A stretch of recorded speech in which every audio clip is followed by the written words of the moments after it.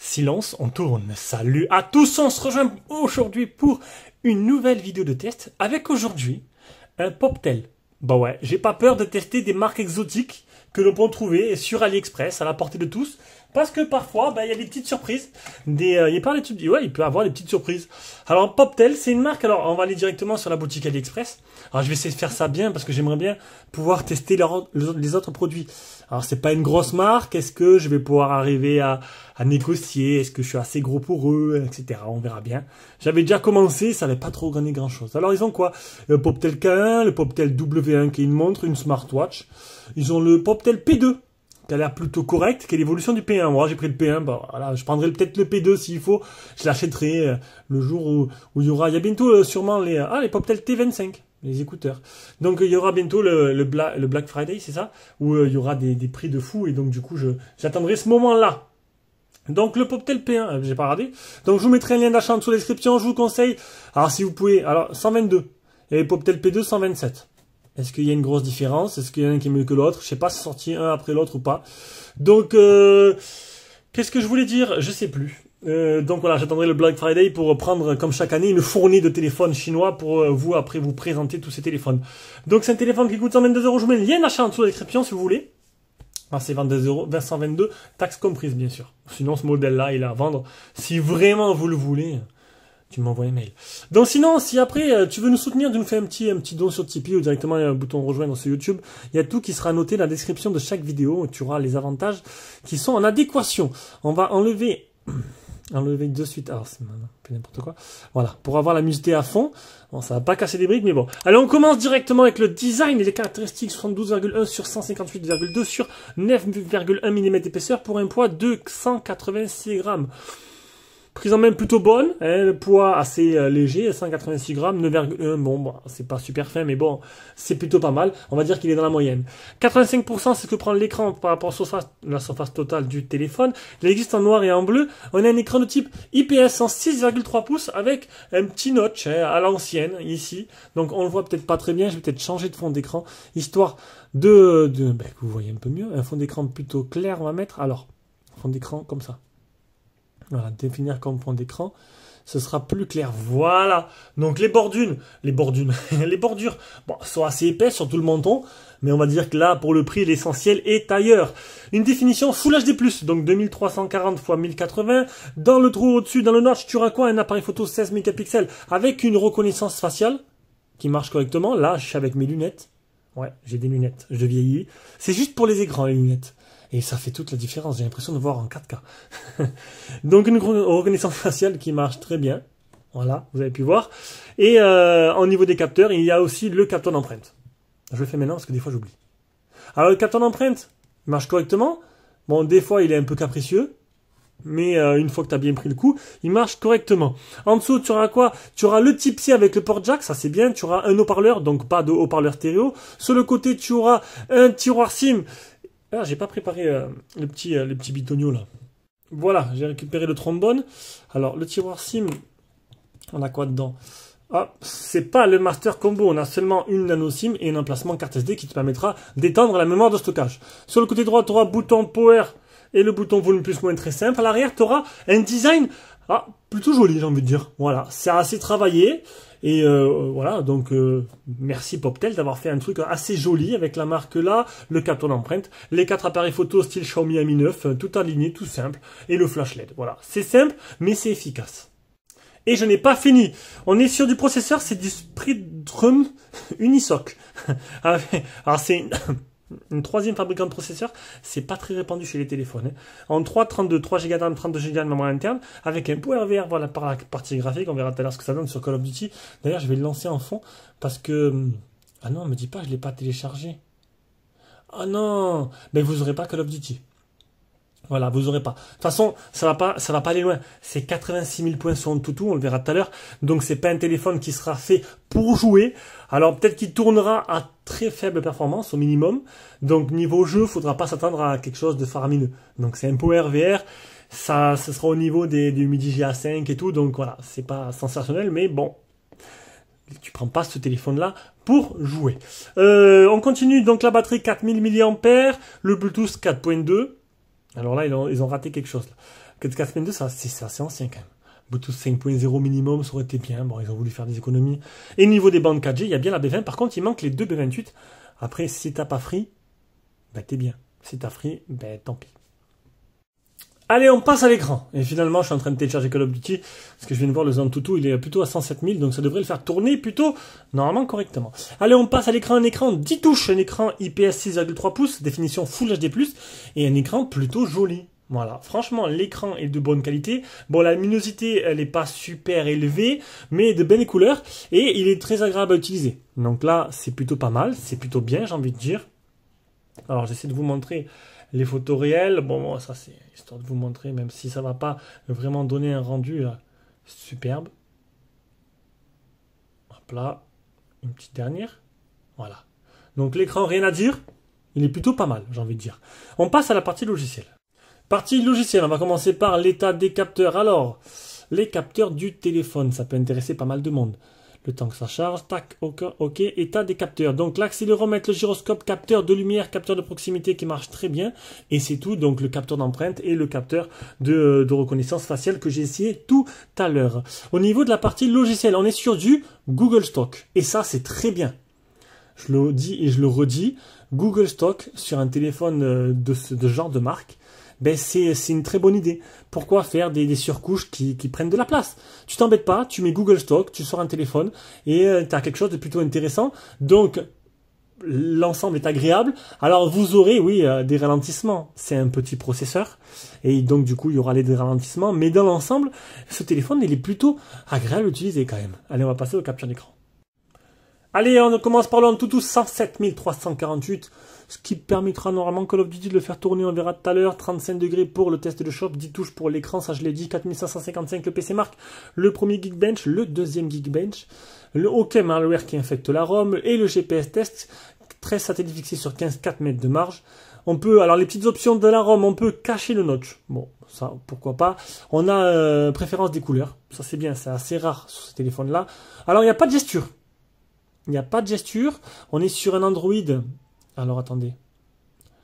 Que je dise pas de bêtises. Android, à propos de Poptel P1, on est sur l'Android Android 10. Et normalement, c'est natif dedans. Mais je ne l'ai pas trouvé. Alors, ou j'ai très mal cherché, mais j'ai pas trouvé les gestures. Ça, c'est dommage.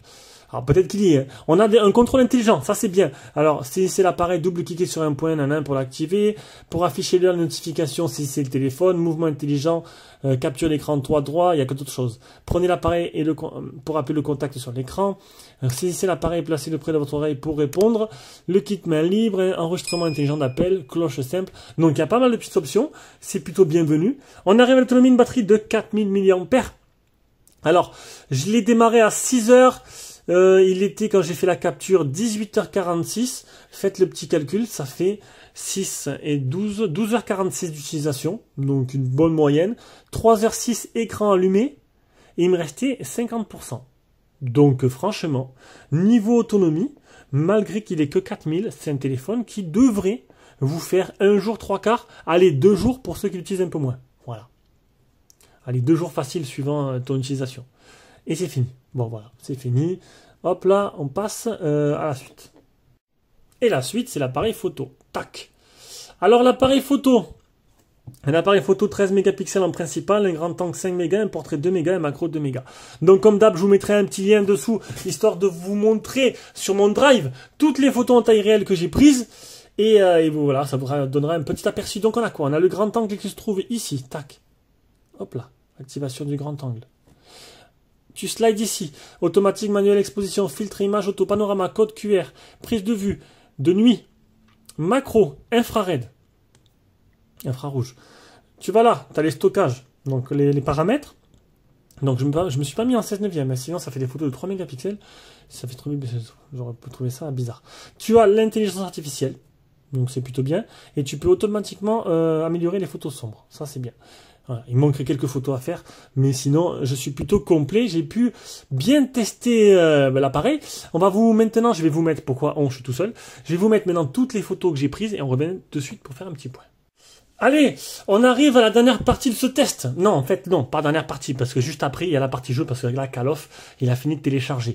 Donc, le son. Bon, le son communication, il est bon. Voilà, le haut-parleur, rien de spécial, franchement, j'ai trouvé bon. Il marche bien. Voilà. Maintenant, on va écouter le haut-parleur d'en bas.